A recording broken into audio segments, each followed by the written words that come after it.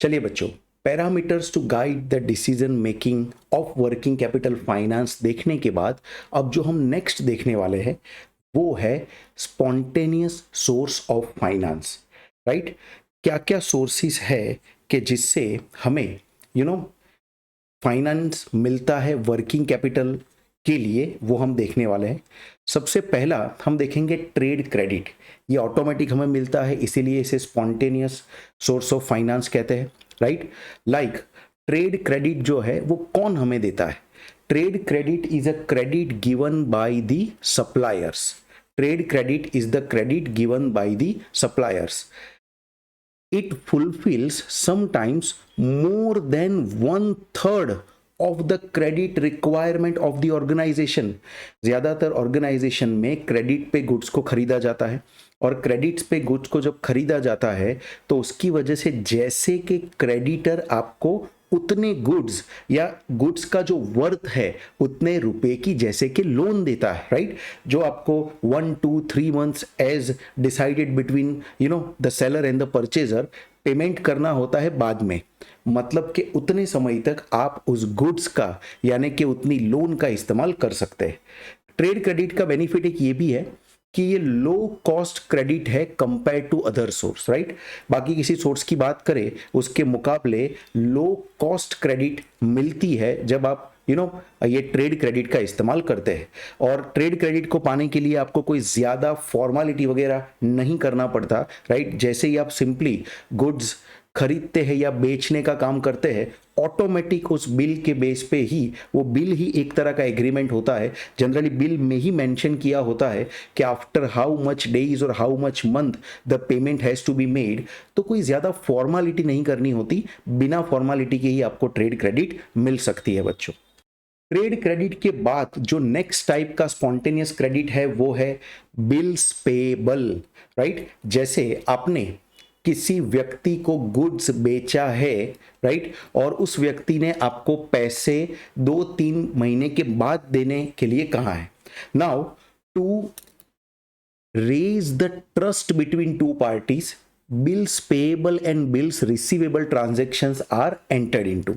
जैसे mister A ने, मैं आपको एक एग्जांपल देके समझाने की अगर कोशिश करूं, मिस्टर ए ने गुड्स बेचा है मिस्टर बी को। राइट, सो यहां पे गुड्स मिस्टर ए जो है वो हो गया सेलर, और मिस्टर बी जो है वो यहां पे हो जाता है परचेजर।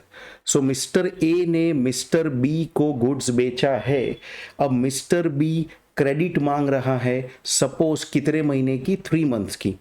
तो मिस्टर बी जो है वो एक बिल साइन करके, जिसे हम बिल्स पेएबल कहेंगे, मिस्टर बी की नज़र में वो बिल्स पेएबल होगा एंड मिस्टर ए की नज़र में वो बिल्स रिसीवेबल होगा। मिस्टर बी जो है वो एक बिल साइन करके मिस्टर ए को दे देगा, जो मिस्टर ए के लिए बिल्स रिसीवेबल हो जाएगा और मिस्टर बी के लिए बिल्स पेएबल हो जाएगा। राइट, और फिर क्या होगा कि वही जो बिल है वो बिल को चाहे तो डिस्काउंट भी करवा सकता है। कौन? Mister A.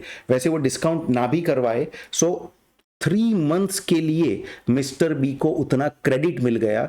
जो भी गुड्स मिस्टर ए ने मिस्टर बी को बेचा होगा, सपोज वो वर्थ था, गुड्स का जो वर्थ था that was suppose 1 lakh rupees. So कितनी क्लियर सी बात है, जैसे कि यहां पे मिस्टर ए ने मिस्टर बी को 1 लाख रुपीस का लोन दिया है, जैसे कि यहां पे मिस्टर ए ने मिस्टर बी को 1 लाख रुपीस का लोन दिया है, ये बात यहां पे बनती है for 3 months। So it is a return promise to be given to the seller और अ सर्विस प्रोवाइडर। देखो, सेलर को रिटर्न प्रॉमिस दी जाती है बायर के द्वारा। Right, it is famous for small and big both the organisation. Right, दोनों ही छोटे बड़े ऑर्गेनाइजेशन, खास करके जो दो ऑर्गेनाइजेशन के बीच में पहली बार ट्रांजैक्शन हो रहा है या फिर ट्रस्ट नहीं है, तो ट्रस्ट को क्रिएट करने के लिए भी ये राइटिंग में पेपर लिया जाता है। It is a secured way of transaction, naturally writing में होता है। आप नोटरी पब्लिक पे के पास जाके इसका लीगली नोटरी भी करवा सकते हैं, तो ये भी एक बेनिफिट है। It is a low cost और नील कॉस्ट ट्रांजैक्शन। इसमें खाली पेपर के ऊपर साइन करनी है, नोटरी पब्लिक का बहुत ही कम, बहुत ही छोटा सा एक्सपेंडिचर आपको झेलना पड़ता है, तो बिल्स पेबल एक लो कॉस्ट ट्रांजैक्शन भी है। सो ये भी एक तरीके से क्रेडिट्स पे गुड्स खरीदने का एक तरीका बन जाता है और इसी तरीके से आपको स्पॉन्टेनियस वर्किंग कैपिटल मिल जाती है। Let's see some of the more sources. और सोर्स के अंदर इसके अंदर एक आएगा एक्रूड एक्सपेंसेस। आप सब ने बैलेंस शीट बनाई है, तब आप सब ने आउटस्टैंडिंग एक्सपेंसेस ढेर सारे लिखना सीखा है। जैसे कि आप बैलेंस शीट के अंदर बहुत सारी बार, आपने 11th-12th स्टैंडर्ड की भी बात करो, सीए फाउंडेशन की भी बात करो, तो आपने कितनी सारी बार आउटस्टैंडिंग सैलरी का एक्सपेंडिचर लिखा हुआ है। उसके अलावा आउटस्टैंडिंग बहुत सारे एक्सपेंसेस आप लिखते हो, डायरेक्ट और इनडायरेक्ट एक्सपेंसेस, ये सब कुछ लायबिलिटी साइड पे आता है। तो ये क्या होता है? किसी व्यक्ति ने या आपके एम्प्लॉई ने आपके लिए काम कर दिया है, आपको बेनिफिट ऑलरेडी प्रोवाइड कर दिया है, लेकिन आपकी तरफ से अभी भी उस बेनिफिट का पैसा चुकाना बाकी है। आपकी तरफ से अभी भी उस बेनिफिट का पैसा चुकाना बाकी है। मतलब कि जैसे कि आपके एम्प्लॉई और आपको जो सर्विस प्रोवाइड की थी, वो सर्विस प्रोवाइडर ने आपको क्रेडिट दिया है, आपको पैसा उधार दिया है, जैसे कि आपको वर्किंग कैपिटल दी है, जैसे कि आपको वर्किंग कैपिटल दी है। सो एक्रूड एक्सपेंस जो है, that is service availed by the firm but the payment is yet to be made. Automatic source of finance, as most of the expenses like salary, wages, bills are paid on a monthly cycle basis. Like electricity bill ले लो, salary ले लो, rent का payment ले लो, ज्यादातर ये सभी expenditures आपको monthly base पे करने होते हैं।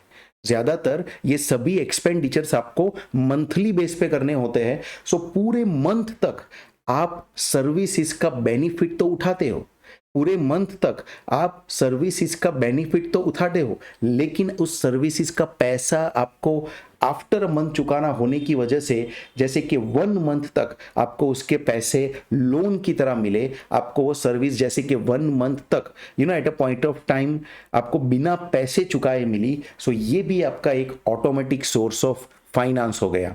And no any cost is associated with it.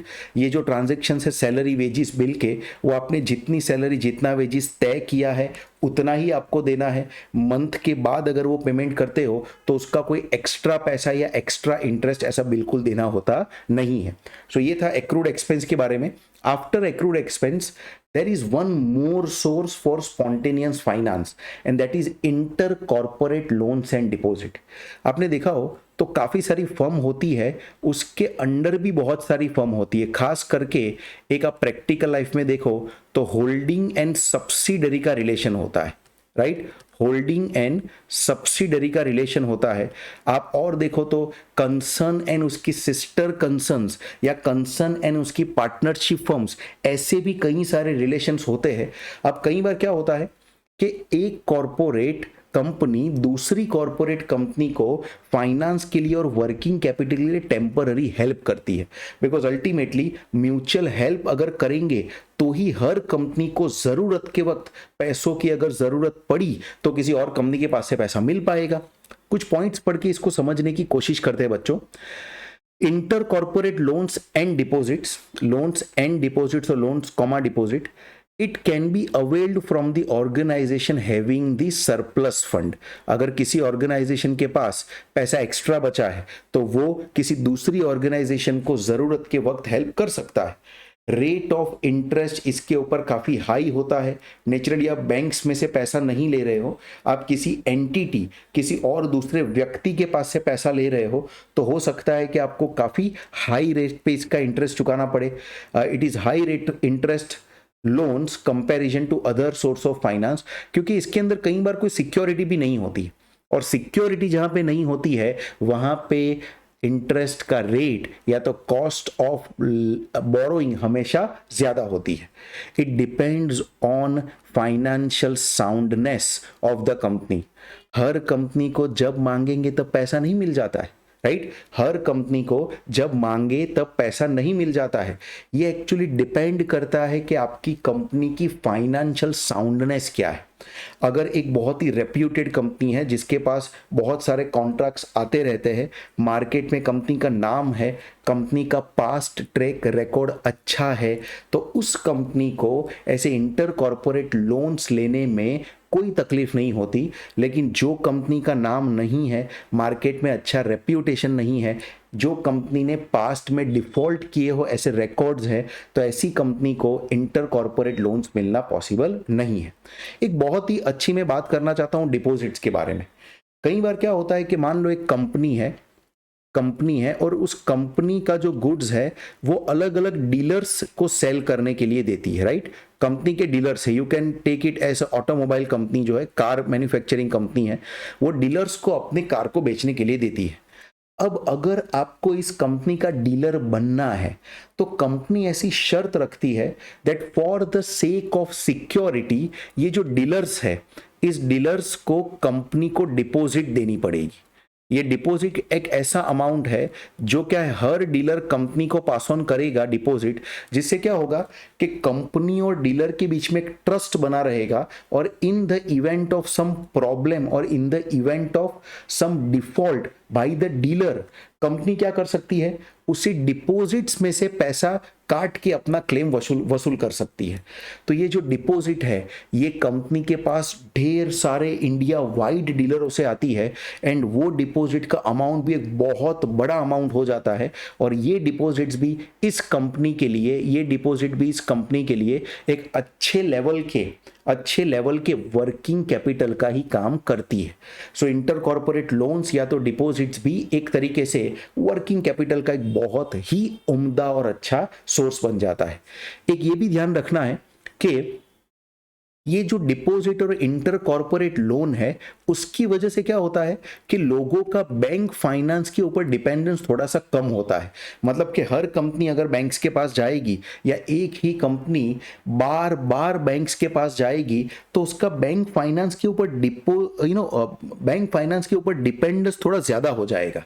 वो नहीं होने देना है, राइट। और इसलिए inter corporate loans and deposit से भी शॉर्ट टर्म वर्किंग कैपिटल की रिक्वायरमेंट फुलफिल की जा सकती है बच्चों। After inter corporate loan next हमारे पास एक बहुत ही इंटरेस्टिंग चीज है।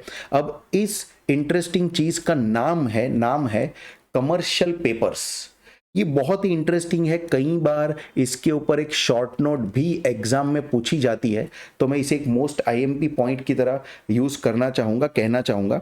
आप सभी का ध्यान होना चाहिए, समझिए ये क्या कहना चाहता है। देखिए, अनसिक्योर्ड प्रोमिसरी नोट होती है। ये क्या होता है commercial papers are unsecured promissory notes issued by the firm to raise fund for short period। मैं ये आपको यूं समझाने की कोशिश करता हूं। एक कंपनी है, राइट, उसे मान लो फाइनेंस की जरूरत है 1 CR की, 1 करोड़, ओनली फॉर 7 डेज उसको ये फाइनेंस की जरूरत है, only for 7 days. So company क्या करेगी, एक कमर्शियल पेपर इश्यू करेगी CP, और ये किसको इश्यू किया जाएगा, ये पब्लिक एट लार्ज भी इश्यू किया जाएगा, या जनरली क्या है कि अदर कॉर्पोरेट्स या अदर बैंक्स को इश्यू किया जाता है।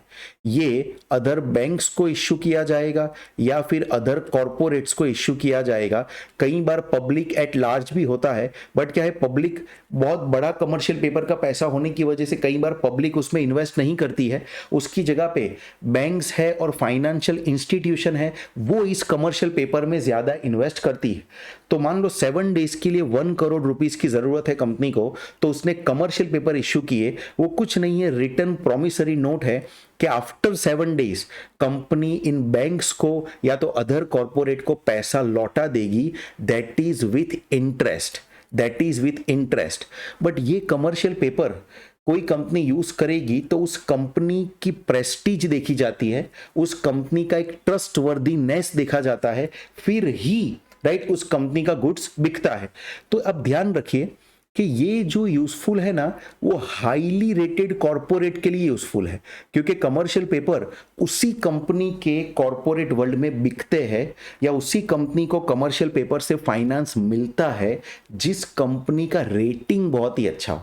मतलब काफी सारी अगर इंटरनेशनल एजेंसीज ने या नेशनल एजेंसीज ने नेशनल लेवल पे अगर अच्छा रेटिंग दिया है कंपनी को, तो ही वो कंपनी कमर्शियल पेपर के थ्रू अपना फाइनेंस लेके आ सकती है, राइट। तो ये बात की बच्चों हमने कमर्शियल पेपर के बारे में। और इसमें आगे देखिए, ये फ्रीली नेगोशिएबल इंटरेस्ट रेट होता है। आप कमर्शियल पेपर जब भी किसी कॉरपोरेट को या किसी कंपनी को या बैंक को इश्यू करते हो तो उसके साथ एक मीटिंग करके आप इंटरेस्ट रेट को अच्छे तरीके से पहले नेगोशिएट भी कर सकते हो। कमर्शियल पेपर का जो मैच्योरिटी पीरियड होता है वो बच्चों 7 डेज से शुरू होता है। वो 7 डेज से शुरू होता है और 1 ईयर तक चलता है। वो 7 डेज से शुरू होता है और लगभग 1 ईयर तक चलता है। फिर भी आपको याद रखना है कि ये जो आपके फाइनेंस का तरीका है वो एक शॉर्ट टर्म का फाइनेंस का तरीका है।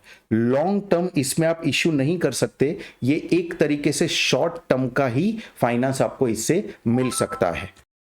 Maturity can be met by selling new commercial papers. देखिए, मान लो आपने 6 मंथ के लिए कमर्शियल पेपर्स को इश्यू किया है, राइट, और हुआ ऐसा कि 6 मंथ के बाद जब उसकी मैच्योरिटी आई, वो कमर्शियल पेपर के पैसे आपको वापस लौटाने हैं, तो at that point of time हो सकता है कि आप दूसरे कमर्शियल पेपर्स इश्यू कर दो। हो सकता है कि आप दूसरे कमर्शियल पेपर्स इश्यू कर दो किसी और कॉर्पोरेट को या किसी और बैंक को, और उस कमर्शियल पेपर से जो आपको पैसा मिला वो पैसा लाके आप पहले वाले कमर्शियल पेपर्स को चुका दो, ऐसा भी हो सकता है। सो कमर्शियल पेपर्स की मैच्योरिटी मेट की जा सकती है by selling new commercial papers.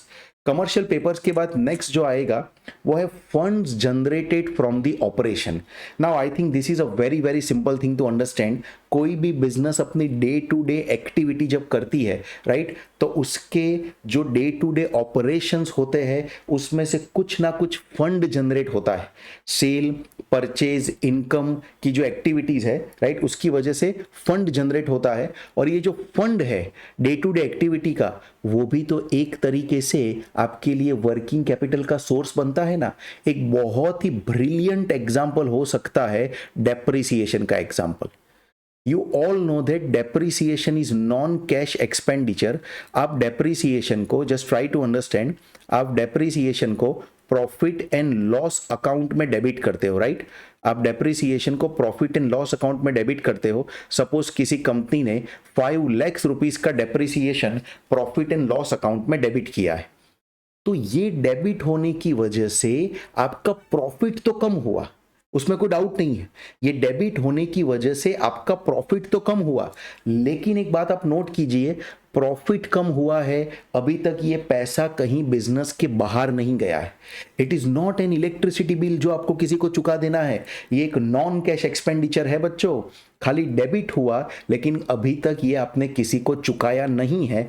मतलब ये पैसा कहीं ना कहीं आपके बिजनेस की वर्किंग कैपिटल में ही घूम रहा है, या कहीं ना कहीं आपके बिजनेस की वर्किंग कैपिटल की साइकिल का एक पार्ट बन चुका है। सो ध्यान रखिए, जब आप बिजनेस में भी एक्टिविटीज करते हैं तो उससे भी एक फंड जनरेट होता है, वो भी एक इंटरनल सोर्स ऑफ फाइनेंस बन जाता है। आफ्टर दिस और भी थोड़ी बातें हैं जो मैं आपके साथ इसमें करना चाहूंगा। एक है public deposits.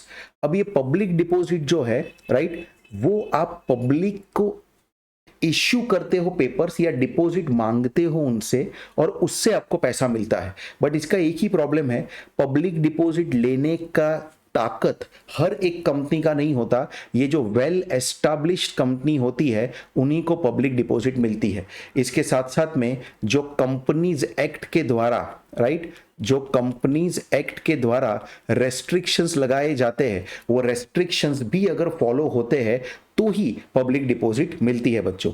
The next one is bills discounting. Bill discounting. Bill discounting में supplier can discount the bill receivable drawn on the purchaser of the goods and he can raise the finance at the discount cost, right, at some percent।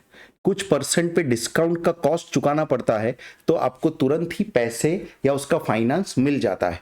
And bank also discount the bill for reputed in long term customer. मैं इसका simple सा एक आपको example देके समझाऊं तो ज्यादा clear होगा। एक पार्टी हम लेते हैं, उस पार्टी को हम सेलर कह देते हैं।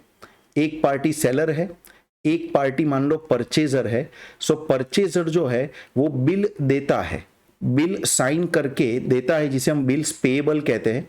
ये बिल्स पेएबल साइन करके सेलर को देता है और सेलर जो है वो इसी बिल को बैंक के पास से डिस्काउंट करवाता है। सेलर जो है वो इसी बिल को बैंक के पास से डिस्काउंट करवाता है। काफ़ी सारी बैंक है, काफ़ी सारे फैक्टर्स है, राइट, काफ़ी सारे प्राइवेट एंटिटीज या वेंचर कैपिटलिस्ट होते हैं जो ट्रेड के बिल के ऊपर क्रेडिट प्रोवाइड करने का काम करते हैं, राइट। तो ये डिस्काउंट करवाता है बैंक के पास और बैंक जो है वो कुछ परसेंटेज पैसा काट के बाकी का पैसा सप्लायर को या सेलर को दे देती है। और मैच्योरिटी पे ये होता है कि ये जो पी है वो बैंक को फिर पैसा चुकाता है। मैच्योरिटी पे ये होता है कि जो परचेजर है वो बैंक को पैसा चुकाता है। तो इस तरीके से भी एक बिल डिस्काउंटिंग के जरिए भी सेलर जो है वो टेम्पररी फाइनेंस लेके आ सकता है। और बिल डिस्काउंटिंग में इंटरेस्ट की जगह पे जो कॉस्ट होता है वो कौन सा कॉस्ट होता है बच्चों? That is a cost of discount. एक और सोर्स ऑफ फाइनेंस है, राइट। इसके पॉइंट आपको अच्छी तरीके से पढ़ने हैं, फिर एग्जाम में आप अपने हिसाब से इसे लिख सकते हैं। ये पॉइंट्स अगर आप लिखते हैं तो आपको पूरे मार्क्स मिलेंगे बच्चों। फैक्टरिंग, वर्किंग कैपिटल के चैप्टर में आगे जाके ये फैक्टरिंग के सम्स आने ही वाले हैं, तब भी आपको इसके अंदर ज्यादा आइडिया आएगा। देखिए फैक्टरिंग का मतलब क्या है। वैसे कैपिटल स्ट्रक्चर या हमारा वर्किंग कैपिटल का भी एक जो चैप्टर था, कौन सा, रिसीवेबल मैनेजमेंट, उसके अंदर भी ये फैक्टरिंग आपने सीखा होगा या अभी आप सीखेंगे इसके बाद। फैक्टरिंग के अंदर आप देखिए तो ये एक short term, not short term, it is SHORT, it is a short term source of finance. Factoring जो होता है वो भी एक short term source of finance होता है। देखिए फैक्टर कौन होता है? फैक्टर एक एजेंट होता है। फर्म अपने सेल्स के बिल इस फैक्टर को हैंड ओवर कर देती है। सेकेंड पॉइंट पढ़ता हूं, firms hand over bills of sales to the factoring agencies. Factor finances the firm against the bill of sale. ये बिल ऑफ सेल फैक्टर के लिए सिक्योरिटी हो जाती है और इस सिक्योरिटी के बेस पे वो क्या है कि सेलर को फाइनेंस करता है। कॉस्ट, ये कॉस्ट करता है, क्या चीजें हैं? It cost interest and other cost like commission. देखिए इसको भी मैं एक डायग्राम बना के समझाना चाहूंगा। एक फैक्टर है जो कि सभी सेलर के लिए, मतलब एक साथ बहुत सारे सेलर के लिए रिसीवेबल को मैनेज करने का काम करता है। सेलर क्या करता है? एक साथ बहुत सारे, फैक्टर क्या करता है? एक साथ बहुत सारे सेलर के बिहाफ पे बिल्स के पैसे को डेटर से कलेक्ट करने का काम करता है। अब जो सेलर होगा जिसने गुड्स को सेल किया है वो क्या करेगा? अपने जो बिल्स है, सेल के जो बिल्स है वो किसको दे देगा? वो फैक्टर को दे देगा। फैक्टर जो है वो पैसा वसूल किससे करेगा? डेटर्स से पैसा वसूल करेगा।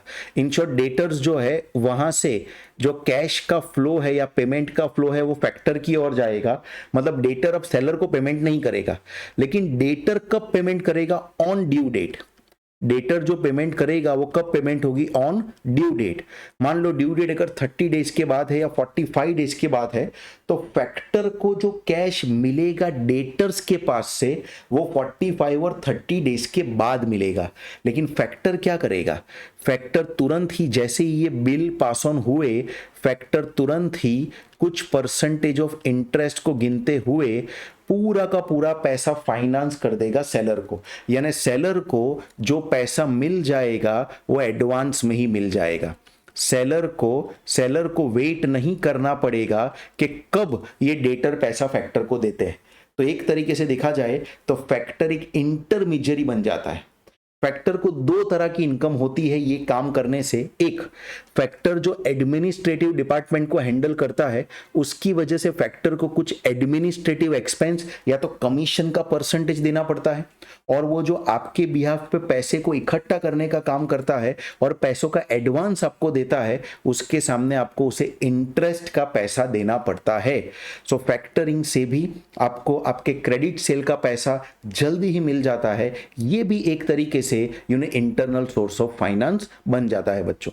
नेक्स्ट अगर हम देखें कुछ और फाइनेंस के सोर्स, जिसमें अब हम बात करने वाले हैं बैंक क्रेडिट के बारे में, कि बैंक के जरिए भी कंपनी को वर्किंग कैपिटल मिलती है।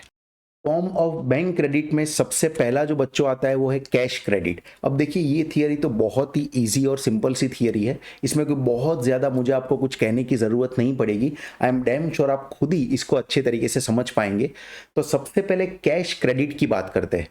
कैश क्रेडिट एक कंटिन्यूअस क्रेडिट होता है जिसमें बैंक जो है वो जो बोरोवर होता है उसकी पासबुक में, उसके बैंक स्टेटमेंट में पहले से ही कुछ अमाउंट को क्रेडिट कर देता है। जैसे मान लो 10 लाख रुपीस का कैश क्रेडिट किसी तरीके से बैंक ने दिया किसी एक सेलर को या किसी एक बोरोवर को, तो उस बोरोवर के बैंक स्टेटमेंट में या उसकी बैंक पासबुक में पहले से 10,000 रुपीज क्रेडिट ही हो जाते हैं।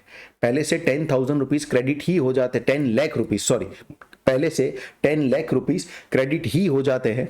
और फिर जो बोरोवर है वो 10 लाख रुपीस का इस्तेमाल कर सकता है और उसके ऊपर एक डेफिनेट रेट पे आपको इंटरेस्ट चुकाना पड़ता है। ये कंटिन्यूअस क्रेडिट का फ्लो होता है। The next one is bank overdraft, जिसको हम शॉर्टली BODB कह के बुलाते हैं, और प्रैक्टिकल लाइफ में कैश क्रेडिट को कहने का एक बहुत ही फेमस वे है, CC बोला जाता है उसे। देखिए बैंक ओवरड्राफ्ट क्या है, तो बैंक ओवरड्राफ्ट भी एक तरीके से एक शॉर्ट टर्म फाइनेंस होता है। बैंक ओवरड्राफ्ट और CC में फर्क क्या है? स्टूडेंट्स हमेशा ये क्वेश्चन पूछते हैं कि sir what is the difference between bank overdraft and cash credit. देखिए मैं उसका मीनिंग आपको समझाने की ट्राई करता हूं। कैश क्रेडिट में मैंने कहा कि जो भी कैश क्रेडिट, सपोज 10 लाख की जो कैश क्रेडिट है, वो कैश क्रेडिट मंजूर होने के बाद सीधा बोरोवर के पासबुक या तो बैंक स्टेटमेंट में क्रेडिट कर दी जाती है, राइट। लेकिन बैंक ओवरड्राफ्ट में ऐसा नहीं है। बैंक ओवरड्राफ्ट जो है वो पासबुक या बैंक स्टेटमेंट में क्रेडिट नहीं होता, लेकिन उसकी जगह पे कई बार पासबुक या बैंक स्टेटमेंट में नेगेटिव बैलेंस जाता है।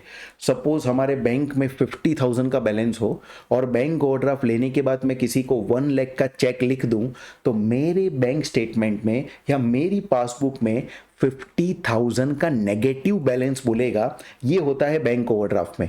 बैंक ओवरड्राफ्ट बहुत ही फ्लेक्सिबल होता है, बहुत ही शॉर्ट टर्म के लिए होता है, 3 मंथ 6 मंथ ईयर के लिए होता है, और बैंक ओवरड्राफ्ट कभी भी रिपे किया जा सकता है।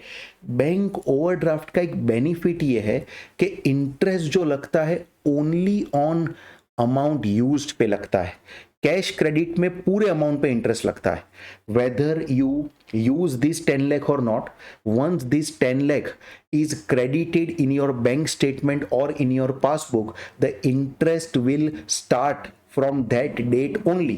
The bank will start charging the interest from that date only. लेकिन बैंक ओवरड्राफ्ट में ऐसा नहीं होता। इसमें आपको जो इंटरेस्ट पे करना होता है, इंटरेस्ट वो पे करना होता है वो ओनली ऑन अमाउंट यूज्ड करना होता है। आपको जो इंटरेस्ट पे करना होता है वो ओनली ऑन अमाउंट यूज्ड करना होता है। तो ये भी एक बैंक ओवरड्राफ्ट का बेनिफिट है और ये कभी भी पे किया जा सकता है, तुरंत ही इंटरेस्ट का काउंटिंग इस पे फिर बंद हो जाता है। एक है बिल्स डिस्काउंटिंग। अब देखो ये तो मैं आपको समझा चुका हूं आगे जाके स्पॉन्टेनियस क्रेडिट में ही, कि सेलर जो है वो बैंक के पास जाके बायर के द्वारा एक्सेप्ट किया गया जो बिल है वो डिस्काउंट करवा सकता है। कुछ डिस्काउंट को काट के बैंक तुरंत ही सेलर को ये पैसा रेमिट कर देती है। लेकिन ध्यान ये रखना है कि बैंक उन्हीं लोगों के बिल डिस्काउंट करती है जो कि बैंक के प्रेस्टिजियस कस्टमर है। उन्हीं लोगों के बिल डिस्काउंट किए जाते हैं जो बैंक के प्रेस्टिजियस कस्टमर होते हैं। सो बिल डिस्काउंटिंग के बाद है bill acceptance. Now this is also very very interesting. Company इस बार जो ड्रॉ करती है बिल वो बैंक के ऊपर ही ड्रॉ करती है और बैंक जो है वो प्रॉमिस करती है कुछ अमाउंट पे करने के लिए आफ्टर फ्यूचर डेट, राइट।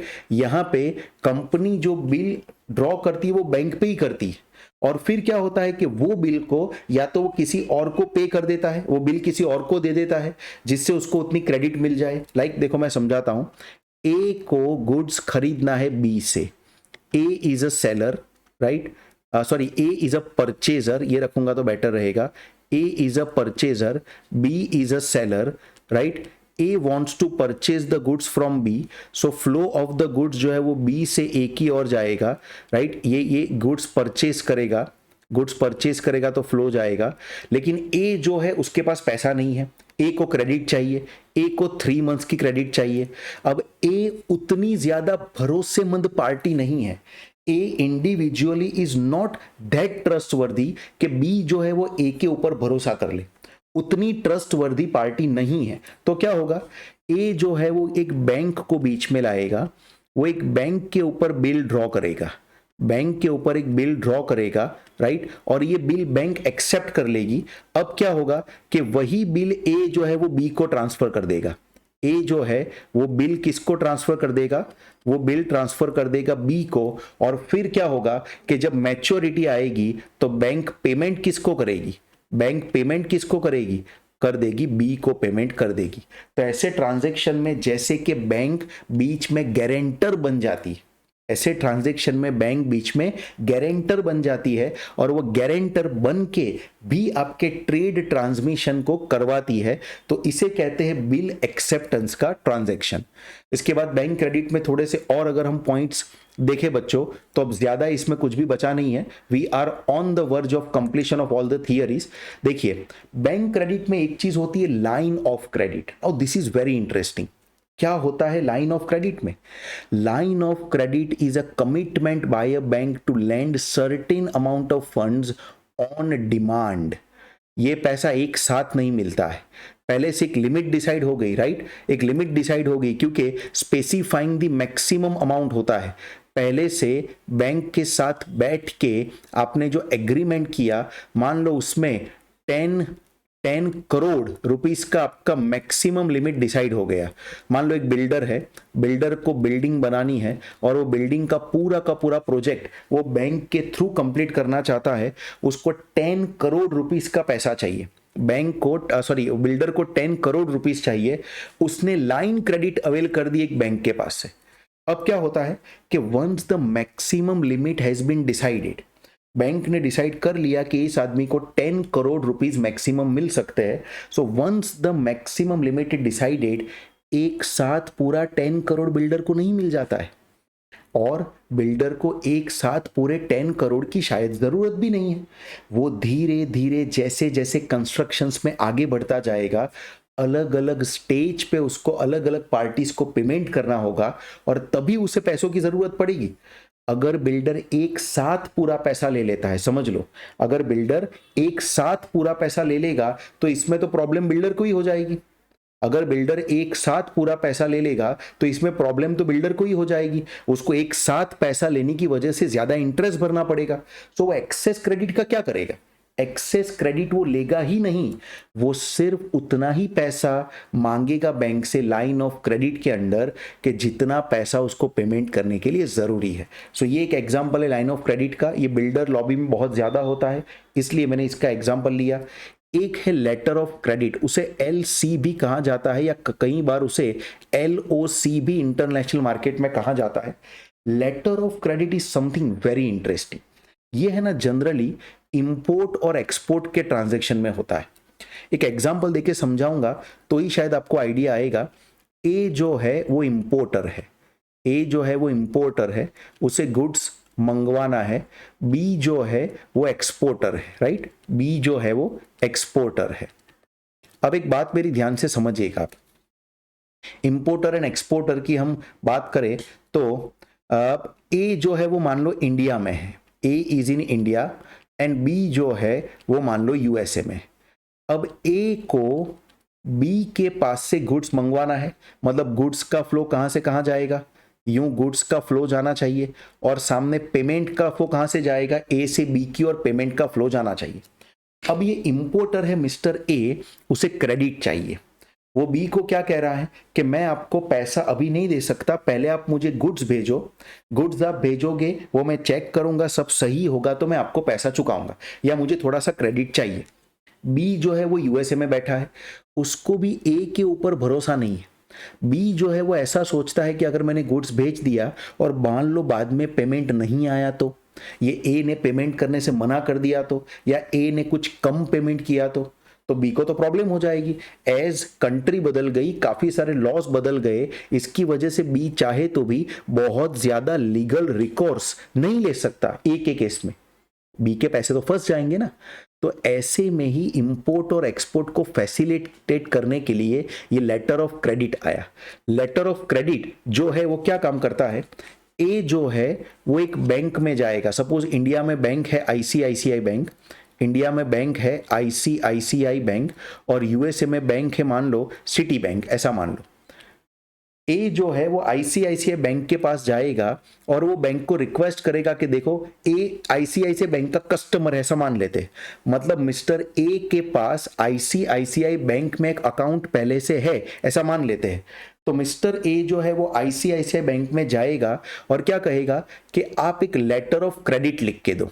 तो आईसीआईसीआई बैंक जो है वो एलओसी, लेटर ऑफ क्रेडिट लिख के देगी मिस्टर ए को, और वो आईसीआईसीआई बैंक सिटी बैंक को भी एक डॉक्यूमेंट इश्यू कर देगी, सिटी बैंक को भी एक डॉक्यूमेंट इश्यू कर देगी या लेटर ऑफ क्रेडिट की कॉपी इश्यू कर देगी कि अगर ये लेटर ऑफ क्रेडिट आपके पास आता है तो आपको पेमेंट कर देना है, या आपके हम पेमेंट बाद में कर देंगे, आपको हम पेमेंट बाद में कर देंगे। जैसे मैं इसका यूं एग्जांपल अगर लूं, पूरा एक स्टेप बाय स्टेप जाते हैं।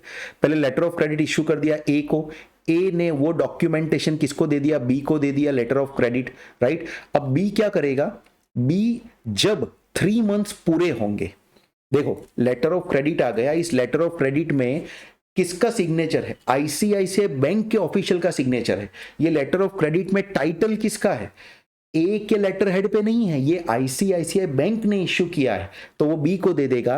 अब ये लेटर की वजह से क्या है कि बी थोड़ा सा सेफ रहेगा, बी थोड़ा सा सेफ रहेगा। बी जो है वो क्या करेगा, यही डॉक्यूमेंट सिटी बैंक को दे देगा, सिटी बैंक को भी दे सकता है, या जनरली ट्रांजैक्शन जब होते हैं तब क्या सेम बैंक की ब्रांच होती है, जैसे यूएसए में मान लो आईसीआईसीआई की एक ब्रांच है तो वो सिटी बैंक को भी दे सकता है, आईसीआईसीआई बैंक को भी दे सकता है, राइट। अगर ब्रांच है तो ये लेटर ऑफ क्रेडिट दे देगा और फिर गुड्स भेज देगा। जैसे ही गुड्स ए को मिला, जो भी शर्त थी 1 मंथ 2 मंथ 3 मंथ या गुड्स मिलने के बाद, जैसे ही ये मिला और ए जो है वो इसका जो लैंडिंग का बिल है या जो इसकी ट्रांसपोर्टेशन की रिसीट है वो जैसे ही आईसीआईसीआई बैंक को देगा, राइट, वो आईसीआईसीआई बैंक को इन्फॉर्म करेगा कि गुड्स बाय रिसीव हो चुका है, इसको बिल ऑफ लैंडिंग कहते हैं। तो बिल ऑफ लैंडिंग वगैरह पेपर्स बी से ए लेगा, ए आईसीआईसीआई बैंक को दे देगा, and at that point of time ICICI bank जो है वो सामने वाले की बैंक को पेमेंट कर देगी, सामने वाले की बैंक को पेमेंट कर देगी। इस तरीके से क्या होगा कि बैंक टू बैंक ट्रांजैक्शन हो जाएगा और ए और बी के बीच में एक ट्रस्ट वर्दीनेस हमेशा मेंटेन रहेगा। तो अगर ए और बी दो ही लोग ट्रांजैक्शन करते जो दोनों एक दूसरे को शायद जानते ही नहीं थे, तो शायद ये इंपोर्ट और एक्सपोर्ट का ट्रांजैक्शन हो ही नहीं पाता, तो शायद ये इंपोर्ट और एक्सपोर्ट का ट्रांजैक्शन हो ही नहीं पाता।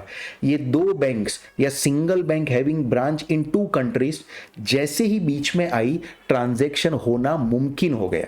जैसे ही बैंक बीच में आई, ट्रांजैक्शंस होना मुमकिन हो गया, और लेटर ऑफ क्रेडिट की वजह से आज की तारीख में वर्ल्ड में बहुत सारे एक्सपोर्ट एंड इंपोर्ट के ट्रांजैक्शन होते हैं। And one of the same kind letter of credit की तरह एक बैंक गारंटी भी होता है। चलिए बैंक गारंटी को भी समझते हैं। बैंक गारंटी में क्या होता है, कोई भी कमर्शियल बैंक जो है वो अपनी गारंटी एक्सटेंड करती है on the behalf of their client, on the behalf of their client in favor of the third parties who will be beneficiaries of the guarantee। एक सिंपल सा एग्जांपल देता हूं, सेम वापिस है, ए जो है वो सेलर है, इंडिया में ही है ए, बी जो है वो इस बार परचेजर है और बी भी इंडिया में ही है, सेलर भी इस बार इंडिया में है और परचेजर भी इस बार इंडिया में है। ए को गुड्स बी को बेचना है, बट बी कहता है कि मुझे 2 मंथ्स की क्रेडिट चाहिए। अब ए को बी पे भरोसा नहीं है, A can not trust B because they both are new parties to each other. तो वो क्या कहेगा कि बैंक गारंटी आप दे दो। अब देखिए बी जो है वो एक अपनी बैंक के पास जाएगा और बैंक को बोलेगा कि आप गारंटी लेटर इश्यू करो ए के फेवर में।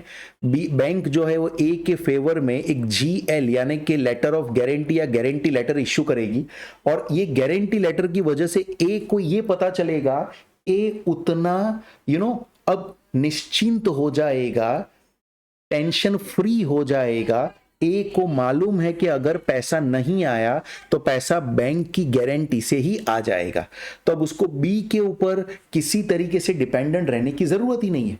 अब ए जो है उसको बैंक की गारंटी होने की वजह से वो आराम से गुड्स जो है वो बी को ट्रांसफर कर देगा। तो बैंक बीच में आने की वजह से एक ट्रस्टवर्दीनेस क्रिएट होता है, बैंक गारंटी देती है, बैंक कहती है अगर बी ने पेमेंट नहीं किया, ये लेटर में लिखा होता है that in the event of failure of payment on the part of the B, the payment will be awarded to Mr. A by the bank। मतलब कि जैसे कि कोई थर्ड पार्टी, बैंक जो है वो एक थर्ड पार्टी बनके आपको लिख के दे रही है कि आप गुड्स आराम से बेचो, अगर सामने वाली पार्टी ने आपका पैसा नहीं चुकाया तो चिंता मत करना, बैंक वो पैसा आपको चुका देगी, बैंक वो पैसा आपको चुका देगी। नाउ ट्राई टू अंडरस्टैंड, अगर बैंक आपको गारंटी देती है तो फिर आपको गुड्स देने में मेरे हिसाब से कोई तकलीफ नहीं होगी। तो ये था एक पॉइंट, बैंक गारंटी का पॉइंट। तो ये सब बच्चों सोर्स होते हैं कि जिससे बिजनेस को अलग अलग तरीके की वर्किंग कैपिटल मिल सकती है। चलिए बच्चों, बैंक क्रेडिट के फॉर्म्स को समझने के बाद मैं आपको एक छोटा सा एग्जांपल यहां पे देना चाहता हूं जो कि अबाउट है maximum possible bank finance, right. एक टंडन कमेटी करके कमेटी बिठाई गई थी आरबीआई के द्वारा, रिजर्व बैंक ऑफ इंडिया के द्वारा। उस टंडन कमेटी ने कुछ रेकमेंडेशन दिए थे कि किसी भी बैंक को कितना मैक्सिमम पॉसिबल बैंक फाइनेंस देना चाहिए किसी भी तरह के बिजनेस को, किसी भी तरह के बिजनेस को। तो उसी मैक्सिमम पॉसिबल बैंक फाइनेंस के बारे में हम बात करने वाले हैं इस छोटे से एग्जाम्पल में।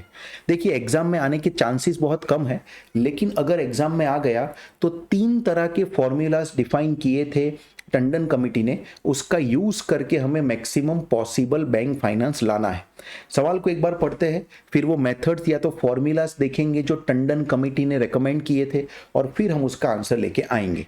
देखिए क्या लिखा है यहाँ पे, from the following data calculate the maximum permissible bank finance under the 3 methods suggested by Tandon committee. तो 3 मेथड्स है और टंडन कमेटी ने ये सजेस्ट की है, उसका हम यूज करेंगे।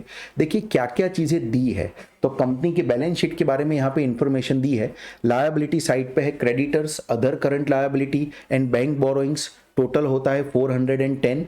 फिर एसेट साइड पे है raw material, work in progress, finish goods, receivables, other current assets and total current asset. तो ये हमारा टोटल करंट एसेट और ये हमारा टोटल करंट लायबिलिटी का फिगर है। आपको एक और चीज यहां पे दी है जिसको आप ध्यान से समझिए, ये दिया है the total core current asset. बच्चों कोर करंट एसेट का मतलब ऐसी एसेट्स होता है जो आपके बिजनेस में परमानेंट हमेशा रहती है और इतनी करंट एसेट मिनिमम होती है आपके लिए, इसके बिना किसी भी बिजनेस को चलता नहीं है। तो ये है कोर करंट एसेट की डेफिनेशन। ये डेफिनेशन भी टंडन कमेटी के रिपोर्ट में ही दी गई है। अब हमारा क्वेश्चन ये होता है कि टंडन कमेटी के हिसाब से मैक्सिमम परमिसिबल बैंक फाइनेंस कितना होना चाहिए। मतलब अगर किसी भी बैंक के पास कोई बोरोवर आता है और ये बैलेंस शीट का डेटा देता है, तो बैंक कितना maximum possible bank finance for the purpose of working capital उसे दे सकती है, for the purpose of working capital उसे दे सकती है, ये हमें देखना है। देखिए बच्चों इसकी 3 मेथड डिफाइन की गई है। पहली मेथड जो है वो क्या कहती है, ध्यान से समझना, वो ये कहती है, टंडन कमेटी ने कहा कि मैक्सिमम परमिसिबल बैंक फाइनेंस जो आना चाहिए वो आना चाहिए वर्किंग कैपिटल रिक्वायरमेंट है बिजनेस का, उसका सिर्फ 75%, यानी कि 25% वर्किंग कैपिटल रिक्वायरमेंट वो बोरोवर खुद अपने सोर्स से पूरा करेगा। Do you understand my point? क्या कहा कि जो टोटल वर्किंग कैपिटल रिक्वायरमेंट है उसका 75% ही बैंक के थ्रू फाइनेंस होना चाहिए, बाकी का 25% वो बोरोवर खुद कंपलसरी लेके आएगा। Now you know it very well that you know working capital is nothing but current asset minus current liability. तो चलिए इसके अंदर हम फिगर्स देखते हैं। देखिए बच्चों अगर इसके हिसाब से मैं मैक्सिमम पॉसिबल बैंक फाइनेंस निकालूं सो ये 0.75 इनटू होना चाहिए what is current asset here which is 510 and minus current liability जो है वो है 410। अब ये करंट लायबिलिटी के अंदर क्या ये 410 लेना चाहिए? The answer is no. एक पॉइंट समझना, जानबूझ के मैंने ये लिखा है, बट इस करंट लायबिलिटी के अंदर हम ऑलरेडी जो बैंक का बोरोइंग है उसे एक्सक्लूड करेंगे। बैंक बोरोइंग की लिमिट गिननी हो उसके लिए हम ऑलरेडी जो बैंक का बोरोइंग है उसे एक्सक्लूड करेंगे। तो जो करंट लायबिलिटी हमको बच्चों यहां पे लेनी पड़ेगी, that will be only the total of 120 and 40, that means 160 की ही करंट लायबिलिटी लेनी है। तो इस चीज को आप ध्यान रखेंगे, जो ऑलरेडी बैंक में से बोरो हो चुका है उसे हम एक्सक्लूड करेंगे, वो करंट लायबिलिटी बैंक के प्रति ही है। तो टोटल लिमिट जो आएगी उसमें ये 250 भी आ ही जाएगा, ऐसा मानना है। अब देखिए मैं आंसर देता हूं, 510 माइनस 160, द रिक्वायरमेंट इज 350, उसका 75%, that means the maximum permissible bank finance as per Tandon committee's recommendation by the method 1 is only 262.50 lakh rupees. इतना ही लोन लिया जा सकता है बैंक में से। अब देखो ऑलरेडी जो लोन लिया जा चुका है 250 लैक्स का, वो यहां से माइनस करेंगे। ये ऑलरेडी आपने बोरो कर ही लिया है, ऑलरेडी बोरोड अमाउंट है ये। तो अब जो एक्स्ट्रा अमाउंट बोरो किया जा सकता है, राइट, फाइनली वो 12.50 लैक्स का ही बोरोइंग किया जा सकता है। आपको पता चला कि वो 250 के बोरोइंग को हमने पहले ध्यान में क्यों नहीं लिया था? क्योंकि वो जैसे ही एक बार मैक्सिमम परमिसिबल बैंक फाइनेंस की लिमिट आ जाएगी, उस लिमिट के वक्त उसे हम काउंट कर लेंगे कि 250 ऑलरेडी बोरो हो चुका है, और वो 250 ऑलरेडी अगर बोरो हो चुका है तो फिर जो बाकी का पैसा है उतना ही बोरो हो पाएगा एक्स्ट्रा बैंक्स के पास से, राइट। सेकेंड मेथड का यूज करते हैं। So as per second method Tandon committee ने कहा कि आप ऐसा भी अगर काउंटिंग करना चाहे तो कर सकते हैं कि मैक्सिमम पॉसिबल बैंक फाइनेंस जो आएगा वो 75% of current asset minus total current liability जाएगा।